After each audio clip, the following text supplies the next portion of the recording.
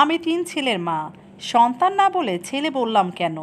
ছেলের মা হতে গেলে নাকি ভাগ্য লাগে। আমার প্রথম সন্তান পিয়াস হবার পর ওর দাদি মানে আমার শাশুড়ি মা এমনটাই বলেছিলেন। বড় জায়ের ২ মেয়ে, মেজো জায়ের সন্তান নেই। বিয়ের ১ বছরের মাথায় আমি পুত্র সন্তানের মা হলাম। বাড়িতে হুল্লোড় পড়ে গেল। আমার শাশুড়ি মা তার পুত্রকে পেয়ে যেন জীবনের সবচাইতে মূল্যবান সম্পদ পেলেন। মা হবার আনন্দের চাইতেও ওনার আনন্দ দেখে আমার চোখে জল এলো।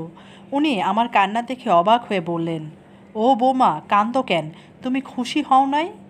আমি স্মিত হেসে মাথা নাড়ালাম। বললাম, আপনি কাঁদছেন যে? লজ্জা পেয়ে উনি চোখ মুছে বললেন, আনন্দে কান্দি গো বউ। ভাবছিলাম বংশ রক্ষা মনে হইব না। কপালটা বোধহয় আমার এমনই। কিন্তু তুমি আমারে অন্যদের মতো নিরাশ করো নাই। এই কথা শুনে আমার বড় চা মুখ মলিন করে ছোট্ট মেয়েটাকে কোলে নিয়ে ঘর থেকে বেরিয়ে গেল। বিনা অপরাধে বেচারি কষ্ট পায়। তার কি দোষ? কন্যা সন্তান তো আর সে নিজে চেয়ে আনে নাই। আর আনলেই বা কি ফুটফুটে পরীর মতো ২টা মেয়ে তার সারাক্ষণ বাড়িটা মাথায় করে রাখে। মেয়ের যা সপ্তাহখানেক হলো বাবার বাড়ি চলে গিয়েছে। কি জানি তাকে আবার কি শুনতে হতো। আমার মেজ ভাসুর ভীষণ ভালো মানুষ। নিঃসন্তান হওয়ায় নানান মানুষের নানান কথাকে উপেক্ষা করেও ভাবিকে পরম ভালোবাসায় আগলে রেখেছেন এখনও। পিয়াস আমার বড় ছেলে। ও হবার পর ওর দাদা ভাই গরু জবাই দিল, বাড়ি বাড়ি মিষ্টি পাঠালো, যেন উৎসব লেগেছে বাড়িতে। আমার ফুফু শাশুড়ি এসে বললেন, মিয়া ভাই, তোমার আর চিন্তা নাই গো। দেখো, রাজপুত্র আয়সা পড়ছে। দেখতেও তোমার মতোই হইছে। হাইটা গেলে বেবাক লোকে ফিরা তাকাইব। আমার দিকে তাকিয়ে বলল, বৌমা, বয়সকালে তোমারে দেখার মানুষ চইলে আইছে। যদিও পিয়াসের বাবা আর আমি একটা সুস্থ সন্তান পেয়েই খুশি ছিলাম, তবু সবার কথায় কখনো কখনো আমার মনের ভেতরও সুর বাজত, আমি পুত্র সন্তানের মা। পিয়াস হবার ২ বছর পর পলক এলো। তার ৩ বছরের মাথায় পাপন। পিয়াসের দুষ্টুমি ছিল চরমে। দাদু বাড়ির সবার আদরে আদরে যেন বাদর হয়ে উঠেছিল ছেলেটা। কিছুই বলা যেত না ছেলেকে, জোর করে খাওয়াতে পারতাম না। কান্না করলে শাশুড়ি মা কোলে নিয়ে চলে যেতেন। দুষ্টুমি করলে বকা দিয়েছি তো আমার শ্বশুরমশাই সহ বাকিরা যেন আমাকে আসামির কাঠগড়ায় দাঁড় করাতো। প্রয়োজন ছাড়া ছেলেটাকে কাছে পেতাম কম। বাড়ি ভর্তি মানুষ, সারাক্ষণ কারো না কারো কোলে সে আছে। তাতে অবশ্য আমি একটু ফুসরত পেতাম জিরাবার। পলক হবার বছর খানেকের ভেতর ওর বাবা বদলি হয়ে গেল যশোর। তিনি আমাদেরকে ছেড়ে এত দূরে একা থাকতে চাইলেন না। ছেলের কথা ভেবে আমার শ্বশুর শাশুড়ি সম্মতি দিলে আমাদেরকে যেতে হলো। সেদিন পিয়াস পলককে নিয়ে ও বাড়ি থেকে চলে আসাটা এত সহজ ছিল না। বাড়িতে যেন শোক বয়ে গেল। কথা দিতে হলো প্রতি মাসেই যাব। প্রথম ৩ মাসে একবার, এরপর ৬ মাসে একটা সময় সেটা বছরে একবার হয়ে গেল। পাপন যখন পেটে তখন বড় দুটোকে সামলাতে গিয়েই হিমশিম খেতাম। কোনো কথাই শুনতো না তারা আমার। এটা ফেলছে তো ওটা ভাঙছে, এখন খাবে না, ওটা খাবে না, স্কুলে যাবে না।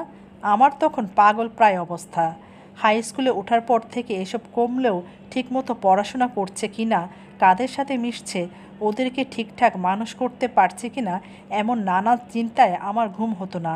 শুধু ভাবতাম ওরা কবে বড় হবে, আমিও একটু অবসর পাব, নিশ্চিন্তে ঘুম দেব, পছন্দের গান শুনব, বই পড়ব, ওর বাবা আর আমি দর্শনীয় স্থানগুলো ঘুরে বেড়াবো। আস্তে আস্তে ওরা বেড়ে উঠতে লাগলো, সেই সাথে আমার নিঃসঙ্গতা বাড়তে থাকলো। ওরা যে যার ভার্সিটি চাকরি নিয়ে ব্যস্ত হয়ে গেল। চাইলেও ওদেরকে ধরে রাখতে পারি না, ওদেরকে যে বড় হতে হবে। আর আমি সারাদিন বাড়িতে একা। ছুটাবো আর সব গুছিয়ে দিয়ে যায়, আমি শুধু রান্নাটা করি। প্রেশার, ডায়াবেটিস সব বাঁধিয়ে ফেললাম। এদিকে সারা রাত ঠিকমতো ঘুম না, কোনো চিন্তা নাই, তাড়া নাই, তবু শুলে আর আগের মতো ঘুম পায় না। প্রিয় বই খুলে বসলেও পড়ার ধৈর্য থাকে না। এদিকে চোখ দুটো ও আর ভালো সাপোর্ট দেয় না। পিয়াসের বিয়ে দিলাম, বউ আসলো বাড়িতে। বেশ কাটছিল দিনগুলো। পিয়াস আর মোর হানিমুনে ওরা আমাদেরকে নিয়ে যাবে বলে বায়না ধরলো। তা কি হয়, ছেলে মেয়েগুলো এত বোকা না? তাছাড়া আমার হাঁটুতে ব্যথা, ওর বাবার হাঁপানি, শীতের ভেতরে বের হয়ে আরেকটা ঝামেলা বাড়াবো ওদের। পাঠিয়ে দিলাম পিয়াসকে আর মৌকে। মৌ খুব মিষ্টি মেয়ে, কিন্তু একটু গম্ভীর। একমাত্র সন্তান হওয়ায় একা থাকতে থাকতে মেয়েটা বোধহয় কম কথা বলে অভ্যস্ত। 6 মাসের মাথায় পিয়াস স্কলারশিপ পেয়ে অস্ট্রেলিয়া চলে গেল, মৌকে নিয়েও গেল। মাঝে মাঝে ফোনে কথা হয় মাত্র। পলকের পোস্টিং ছিল চিটাঙ্গাং, ও সংসার পাতল সেখানে। মাঝে মাঝে ফোন দিতাম, কথা হতো। ছুটিতে বাড়িতে আসতো এই যা। পাপনটাকে রাখলাম আমার কাছে, ওকে কোথাও যেতে দিব না। বেশ দেখে শুনে বউ আনলাম। ভাবলাম এবার আমার দায়িত্ব শেষ, সংসারের দায়িত্ব দিলাম ওকে। বেশ চলছিল সব, তবুও কোথাও যেন একটা অপূর্ণতা। ছোট বউটা প্রায় বাড়ি যাবার জন্য বায়না করত, একবার গেলে সহজে ফিরতো না। বলতো মায়ের জন্য খারাপ লাগে। বেশি দিন না গেলেই দেখতাম মুখটা মলিন করে ঘুরে বেড়াচ্ছে। কি আর করবে, বেচারি বুড়ি শাশুড়ির সাথে আর কী বা গল্প করবে। পাপন তো সারাদিন থাকে হাসপাতালে, রাতে বাসায় আসে, খায় দায় ঘুমায়। নাইট থাকলে তো কথাই নেই। এত ব্যস্ততার ছেলেটা দেখলে আমারই মায় লাগে। ছোট বউ মানে নিশি প্রেগনেন্ট হবার পর থেকে বাবার বাড়িতেই যেন স্থায়ী হয়ে গেল। পাপনের হাসপাতাল বাড়ি থেকে বেশ দূরে হয়, সেও আলাদা বাসা নিয়ে চলে গেল। ছেলেটা সময় পায় এইটুকু, তাও যদি জার্নিতে চলে যায় তবে বউ বাচ্চাকে সময় দিবে কখন। ছেলেরা চাইতো আমরা ওদের সাথে গিয়ে থাকি। একটু একটু করে গড়ে তোলা আমার 30 বছরের সংসারে চাইলে কি আর আমি তা ছেড়ে যেতে পারি? না, আমিও পাইনি, ঠিক যেমন পাইনি আমার শাশুড়ি মা। আমরাও চেয়েছিলাম তিনি আমাদের কাছে থাকুক। কেন তিনি সেদিন রাজি হননি সেটা এখন বুঝতে পারি। আমার শ্বশুর মারা যাবার পর তিনিও এমন একাকিত্বকে বরণ করে একসময় চলে যান আমাদেরকে ছেড়ে। তার অতি স্নেহের পুত্র পিয়াস তাকে শেষ দেখাও দেখতে আসতে পারেনি। নিয়মিত ফোনে কথা হতো আমাদের ছেলেদের সাথে, বউদের সাথে। এইসব ফর্মাল কথা, কেমন আছি, কি করছি, কিছু লাগবে কি না, কিছু সময় কথা বলেই যেন কথা ফুরিয়ে যেত। অথচ এই আমরাই তো বাকি সময়টা শুধু মনে হতো কথা বলার কেউ নেই। সে আমি আবার ওদের সাথে বলার জন্য কথা খুঁজে পেতাম না। অথচ আমার বড়জাকে ফোন করলে ফোন এঙ্গেজ পেতাম, হয় পিয়ার সাথে না হয় পুতুলের সাথে কথা বলছে। মেয়েরা অফিস সংসারে ফাঁকে সময় বের করে ঠিকই মাকে মনে করত নিয়ম করে।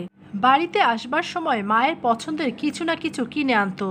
ভাবি মুখে রাগ দেখালেও তার কথা শুনে ঠিক বুঝতাম মায়ের ভালো লাগার প্রতি মেয়েদের আন্তরিকতা তাকে কতটা তৃপ্তি দিত।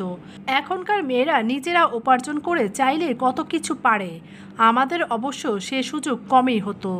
ছুটিতে ছেলেরা আসতো, ঘরটা যেন আমার স্বর্গ হয়ে উঠত। তবে সেটা খুব কম সময়ের জন্য। শুধু এ বাড়িতে পড়ে থাকলে হবে, বউদেরও তো একটু বাবার বাড়ি যাওয়া চাই। মেজ বউ স্বর্ণাকে দেখতাম কেমন সুন্দর একটু পরপর ওর মাকে ফোন দিত, কি সুন্দর করে কথা বলতো। ওর মাও ফোন দিচ্ছে যখন তখন, বাহ দেখেই শান্তি। আমাকেও ওরা ভালোবাসতো, সম্মান করত, খেয়াল রাখতো। তবু কোথাও যেন একটা ফাঁক রয়েই যেত, ঠিক যেমন ছেলেদের সাথে আমার। মা মেয়ের সম্পর্কটা বুঝি, মা ছেলের থেকে একটু বেশি কাছের হয়। আমার বিয়ে হয়ে যাবার পর আমার শুধু মনে হতো আমি যদি ছেলে সন্তান হতাম, পরিবারের হাল ধরতে পারতাম, বাবা মায়ের কাছে থাকতে পারতাম। তখনকার দিনে তো আর সবার হাতে হাতে ফোন ছিল না, চাইলেও বাড়িতে ফোন করে মন খুলে দুটো কথা বলতে পারতাম না। দীর্ঘ অপেক্ষার পর যখন বাবার বাড়িতে যেতাম আমারও ফিরতে মন চাইতো না। ও বাড়ি থেকে কেউ এলে যেতে দিতে মন সায় দিত না। দীর্ঘ 2 যুগের বেশি সংসার করে এখনও অবচেতনে বাবার বাড়িতে সেই অল্প বয়সের স্মৃতিগুলা হাতড়ে বেড়াই। এই তো মা মাথায় তেল দিয়ে দিচ্ছে, শরীর খারাপ হলে খেতে না চাইলে মুখে তুলে খাইয়ে দিচ্ছে। বাবা বারান্দায় বসে আমাদের 4 ভাই বোনকে পড়াচ্ছে। রাতে বাবা বাড়িতে ফিরলে আমরা সবাই একসাথে খাবার খাচ্ছি। আমার বিয়ের সময় মা হাজারটা কাজের মাঝে বারবার দীর্ঘশ্বাস ফেলছে, আর আমি মুখ ভার করে পুকুর ঘাটে বসে আছি। প্রায় মনে হতো ইস, সেই দিনগুলো যদি ফিরে পেতাম, পুরো একটা রাত মায়ের সাথে গল্প করে কাটিয়ে দিতে পারতাম। ছুটি শেষে সবাই যখন ফিরে যেত আমি সেই 3 ছেলের মা আবারও একা নিঃসঙ্গ হয়ে যাই। মন বেশি খারাপ করলে ফোন করি ওদেরকে, বেশিরভাগ সময় ওরা ব্যস্ত থাকে। নিজেদের ফোন দেবার সময় ওদের হয় না খুব একটা। দিন শেষে ওরা ভালো আছে এই ভেবে রোজ নিশ্চিন্তে ঘুমোতে যায়। ছেলেরা যখন ছোট তখন ওদের কাপড় কিনতে গিয়ে মেয়েদের জামা দেখে লোভ হতো বটে, তবে তখনই নিজের মনকে বুঝ দিতাম আমি 3টা পুত্র সন্তানের মা, এমন কপাল কজনের হয়। মৌ, স্বর্ণা, নিশিরা বিয়ের দিন মাকে ছেড়ে আসবার সময় যেমন কেঁদেছিল কই আমার ছেলেরা তো আমাকে ছেড়ে যাবার সময় কাঁদেনি, নাকি আমি দেখতে পাইনি? আমাকে মিস করেনি বলে নাকি করলেও বলা হয়নি? আমার কাছে নিশির মতো ছুটে আসেনি, নাকি আসতে চাইলে সুযোগ হয়নি? আমাকে সকাল বিকাল স্বর্ণার মতো ফোন দিয়ে জানতে চাইনি আমি নাস্তা করেছি কিনা, ওষুধ খেয়েছি কিনা, নাকি জানার ইচ্ছা নিয়ে ফোন দিলেও জানতে চাওয়া হয়নি?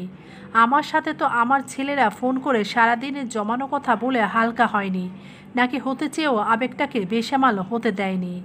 ইদানিং মাঝে মাঝেই মনে হয়, আচ্ছা আমার যদি একটা মেয়ে থাকতো, স্বর্ণা নিশি মৌয়ের মতো, অথবা আমার জায়ের মেয়ে পিয়া পুতুলের মতো, তাহলে কি ওরা আমার নিঃসঙ্গতা বুঝতো?